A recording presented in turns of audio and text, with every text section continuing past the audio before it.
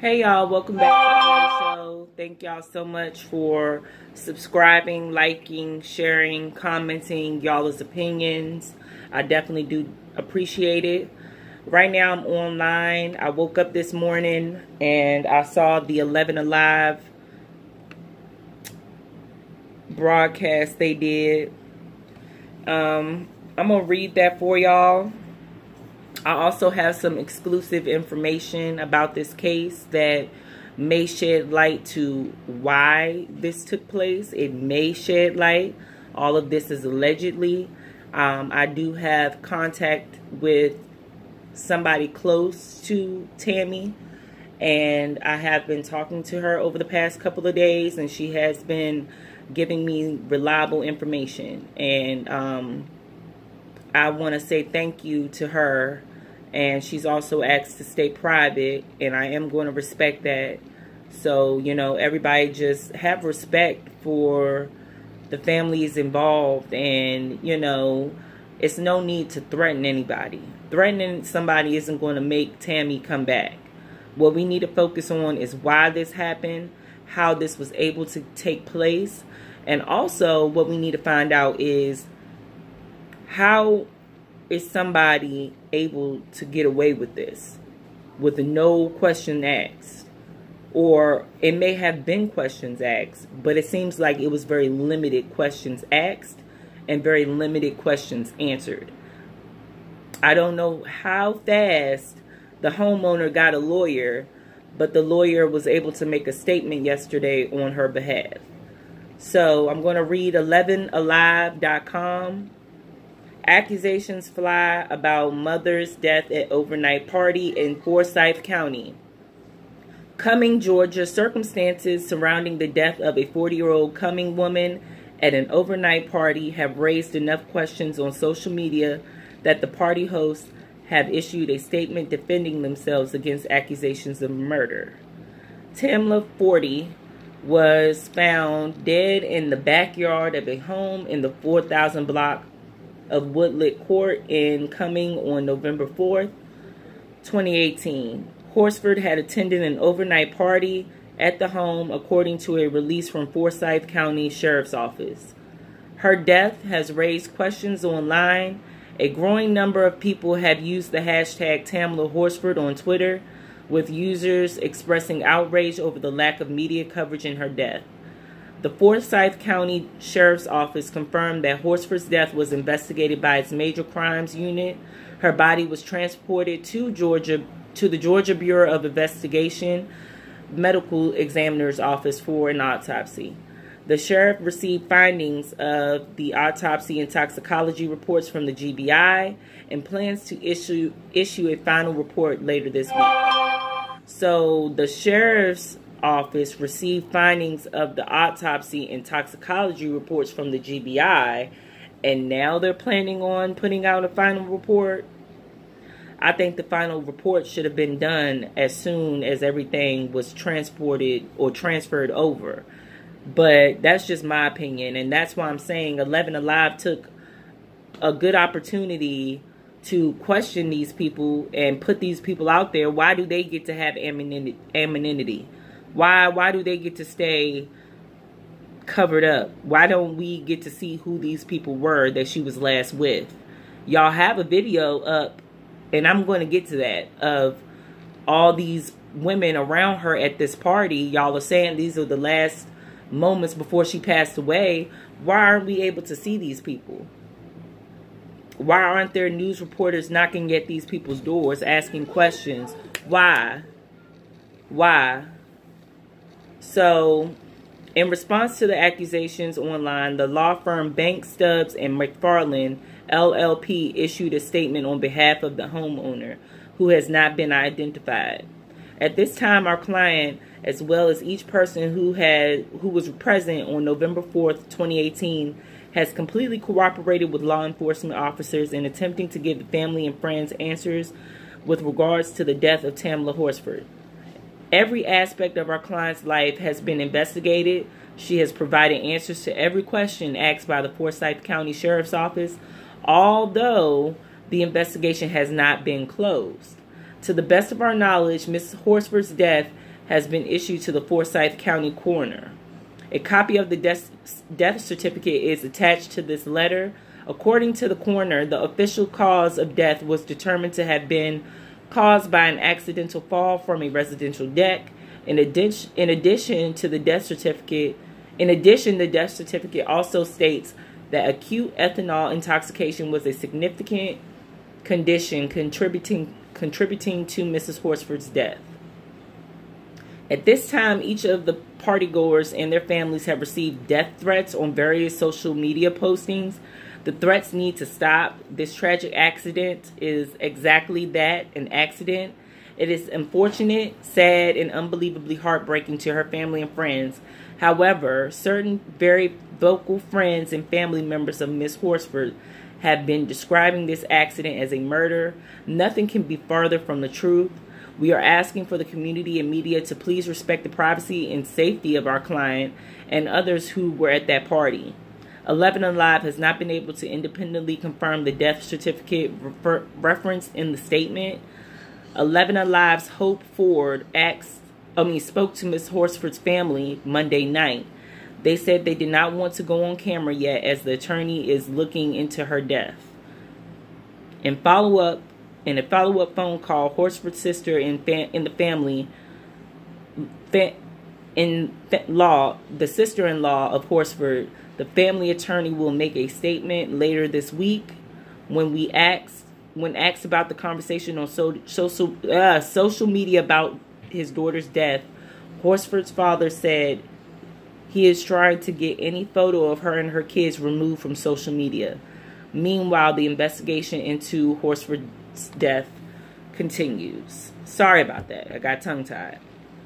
But I was waiting on this. I was waiting to see somebody in mainstream media pick this up.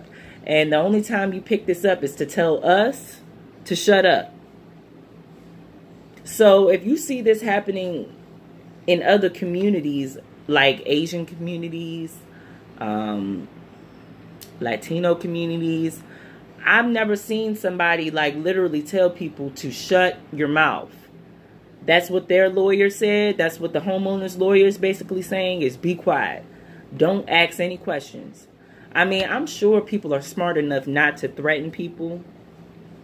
But if you're not, let me be the first one to tell you that's a quick trip to jail. So I wouldn't advise you to threaten nobody and, you know, do all that. I'm sorry. So I read that to you. I saw another article. Wait a minute, my computer is moving really slow. But I saw another article on here from WSBTV. And this was 4 hours ago. This one is saying that they have somebody's police phone call. And I am kind of curious to hear it.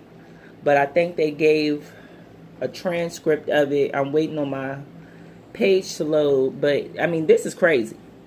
Any other case, you would not be told to be quiet. Don't worry about it. You know. And now, all of a sudden, since the social media has taken a liking to this case, is the only time that they think to put things out there. That's the only time. I don't understand it. She's not moving. 911 calls detail mourning mother of 5 was dead at party. And this is on WSBTV.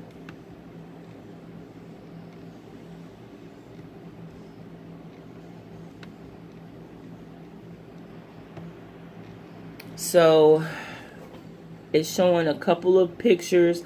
They're still on the news showing pictures of her kids. The family's clearly saying stop showing pictures of the children. But the news keeps showing pictures of the children, and they're not listening to, they're not respecting the wishes of her. So Channel 2 Action News has exclusively received the 911 calls made the morning a mother of 5 was found dead in the backyard of Forsyth County home. Tamla Horsford died in November after a witness said he believed she fell off a balcony during an adult slumber party. A source shared with Channel 2's Mike Petchenick video that showed Horsford inside the home that night before her death. Petchenick first reported on her death last week after he learned court employee, not police officer, court employee Jose Barrera was fired for accessing documents related to the case. And I'm trying to pause that video. Wait a minute. The story continues to spread on Facebook and social media. People are demanding answers. Channel 2's Mike. No, I don't want to hear that. Sorry about that, you guys. But yeah.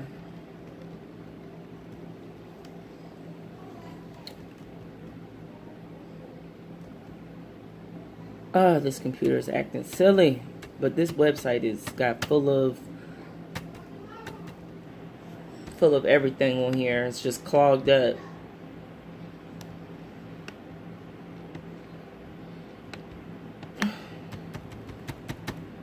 Come on. So Petchenick first reported on her death last week after he learned court employee Jose Barrera was fired for accessing documents related to the case. So specifically, he accessed a woman named Michelle Graves' information. He accessed her information, and I don't know what he was planning on doing with that, but he was in attendance at the party. The party was held at Barrera's girlfriend's house, and Barrera found Horsford lying down, face down in the backyard, unresponsive, according to police reports. So it wasn't a neighbor that found her, it was Barrera. The coroner's death certificate listed Horsford's death as an accident, but Michelle Graves says she believes something else happened to her best friend. Thousands on social media have called for further investigation into Horsford's death. Thank you. Thank God. Thank God everybody is getting on this. Petchenick obtained exclusive cell phone video from the night of the party, and I'm looking at it now. I've seen it. And guess what, you guys? It has been confirmed that all 7 of the women that were there were Caucasian white women. And whoever is trying to put out this narrative that these were Mexicans or whatever, stop pushing that narrative. Stop doing that. That's not right. Go, and you want news for where you live? Turn to the team you count. Sorry about that, y'all. Just trying to make it through this website. See what else they got. So I think this is it. I think that's all for this website because it's tripping anyway. I'm not going to stay on this website. But that's just a breakdown from what we have had a couple days ago where I didn't know what I was talking about. I just put this case out there. It was like 3 videos on this case till now. So now we're going through people telling us to basically be quiet and hush. But like I told y'all, I have a person exclusively that is close to Tamla, and she has reported to me today that there is the video of that clip that they're showing on the news. There is more to that video of them all standing around, the white women all standing around Tamla. And they're trying to portray it as if it was such a happy-go-lucky good time. But from what I'm understanding is that there's more to that video, allegedly, showing where Tamla was mocked by somebody in the room. And that may have led to a fight, which would have led for her to be thrown off of that balcony. So, allegedly, there is more to the video. If you guys are going to beg and ask for anything, y'all should ask for more of that video that the news clearly has. I would love to know where they got it from, who they paid for that. But you want to ask for more of that video. And you also want to ask for the autopsy report. We're not going to go based off of what was read or written. What was said. I want to see what was written in that toxicology report from the GBI, because I've heard rumors of Xanax being in her system. So it's all types of things on top of things, on top of things that keep piling up on this. And you know, when you're lying or you're trying to tell a lie, what do you normally have to do? You have to keep lying, right? You have to keep lying to keep covering up a lie. And the fact that the lawyer is coming out basically telling us to be quiet about this, that blows my mind. I hope you guys are not threatening this woman. I hope you guys are smart enough to go about this in a better way than that. Do what I did. Start up a YouTube channel and make some noise. That's all you got to do. And that's what I'm going to try to continue to do for people who are just totally just bastardized. And whoever doesn't like it, you don't have to. My first video got a lot of thumbs down. My second video on this is getting thumbs up. I'm not going to make everybody happy. I'm really not trying to. I just want to put the information out there as much as I can. And I've passed this along to bigger YouTubers. Jennifer M. the Realist, shout out. Mike from All Viral Access News, shout out. Geneva's Closet, shout out. I have sent this up to people. Rodney the Voice, I've sent this up there. I'm also going to hit up Walter Hampton today. He's a good YouTuber too. I mean, I'm going to try to get this push so that thousands more can see this case and feel the way that we feel. That exclusive information was given to me by the close person around Tamla, the close friend. If that's the case, you guys, if she really, like, let's think about it really. It had to have been a motive for these people to kill her. It had to have been. So if we're going to say it's murder, then we have to come up with something that would have given them a motive to do this. And like I asked the close family friend, I asked her, or, you know, like, what would have made this happen? Is there any underlying tension between these people or anything?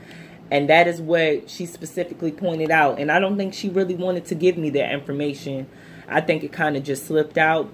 She wasn't really prepared for my question, I think, because it does kind of sound weird for me to be asking you what the motive was. But she gave me that information. I'm happy for it. I'm happy for it. And I really, really do appreciate that. Like I said, I really do appreciate all the love, you guys. I'm just trying to get this out there. If you could like, share, comment, and subscribe to my channel, because it's more voices that need to be heard. And I'm going to try to get down to the bottom of some more stuff. So if y'all could start sending me cases, start sending me things that I need to be aware of and on top of, so I can shed some light on it, I really would appreciate it. As far as Tamla Horsford's case goes, we're going to have to wait until, I'm going to probably wait until later on this week, until the husband and the family actually speak out about this. I know that's something everybody keeps asking me about. He's waiting until their lawyer gets some stuff situated, which is smart. The husband is smart. The husband shouldn't have to speak on this. This is something that shouldn't have happened. So why should he have to come out now and be in front of everybody and show off his kids and have a big pity party? Why? Because that'll make y'all feel better? No, no. I want to know three things. What's going on with the Xanax? Why isn't there a final autopsy and toxicology report? Number two, I want to know why the lawyer for the homeowner is telling us to keep them safe and keep them private. Why are these people so prone to being kept private? Why? Why?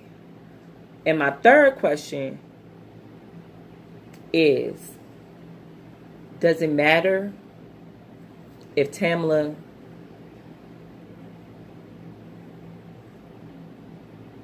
get into an argument with somebody in that party? But would it matter? Doesn't matter that she did or not. But is that maybe a cause for this? What is the motive? If y'all don't mind, comment down below. I'm sorry this video came out so late. I'm sorry I was stumbling on all my words. I'm tired. But I just wanted to put out this exclusive information. Thank y'all so much for all the love. I really, really do appreciate this, you guys. If anything, I'm pretty sure Tamla does, because now people are starting to knock at the door a little bit, and people starting to peep in a little bit in the blinds. People want to know what's going on. So thank y'all. Y'all have a good night. Like I said, like, share, subscribe. Y'all have a good night.